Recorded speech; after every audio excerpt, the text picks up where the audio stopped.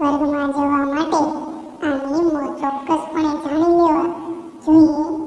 નિયમ નંબર 1, તમારા ઈરાદાને છે તે પર્વતની જેમ મજબૂત રાખો, કારણ કે જો એક ધૂળ છે તેને પવન ખસેડી શકે છે, પરંતુ પર્વતને ખસેડી શકતો નથી. નિયમ નંબર 2, જીવનમાં છે તે લોકોના મનોવિજ્ઞાન સાથે વાતચીત કરો અને તેનાથી તાલ મિલાવો.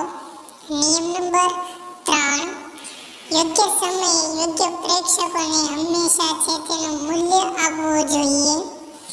નિયમ નંબર 4, સામેની વ્યક્તિએ કઈ ઉંમર, કઈ પરિસ્થિતિ અને કયા સંજોગોમાં છે તે રીતે તેની સાથે યોગ્ય વાતચીત કરવી જોઈએ.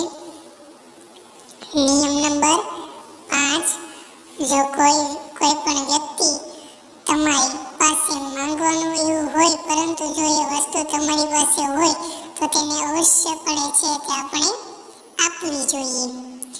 નિયમ નંબર 6, તમારા જીવનની અંદર જો તમે કોઈ ભૂલ કરી રહ્યા છો તો તે બોલે છે તમારે અવશ્યપણે સ્વીકારી લેવી જોઈએ.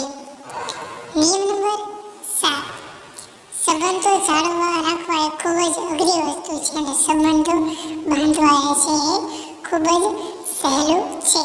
નિયમ નંબર 8, જો તમે ખરાબ વ્યક્તિઓ તેમજ નિર્ગુણ હો તેમજ દુઃખી વ્યક્તિ હો તો તમારે છે તે લોકોને સત્કર્મો, સારા કાર્યથી લોકોને મદદ કરતા રહેવું અને સારા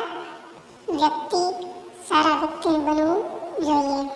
નિયમ નંબર 9, બુદ્ધિશાળી વ્યક્તિ હોય એ કાર્ય ક્યારે ન કરવા જોઈએ કે જેનાથી તેને પાછળથી પસ્તાવાનો વારો આવે.